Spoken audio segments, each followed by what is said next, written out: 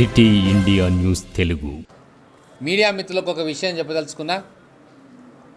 నన్ను కలవడానికి ఎవరైనా వచ్చినా మర్యాదపూర్వకంగానో స్నేహపూర్వకంగానో బోకేలో దండలో లేదా స్వీట్లో తీసుకొస్తూ ఉన్నారు.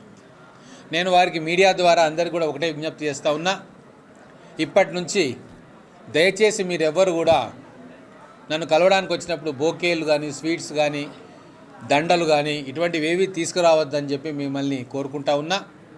ఒకవేళ మీకు గుర్తుగా ఉండాలనుకుంటే లేదా గౌరవప్రదంగా ఏదైనా ఇవ్వాలనుకుంటే ఏదైనా చిన్నపిల్లలు చదువుకునే పుస్తకం కానీ లేదా ఏదైనా నోట్బుక్ కానీ ఇస్తే దాన్ని మన ప్రభుత్వ పాఠశాలలో చదువుకునే విద్యార్థులకు మళ్ళీ వాటిని తిరిగిచ్చే ఒక సాంప్రదాయాన్ని నెలకొల్పుకుందాం.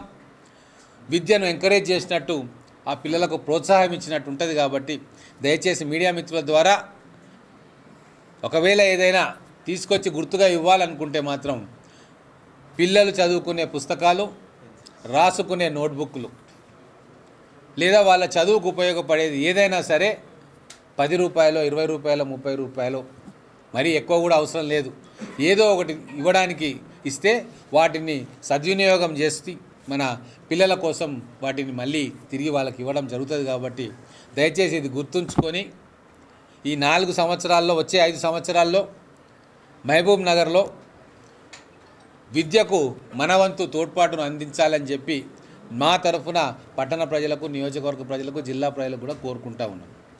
Thank you.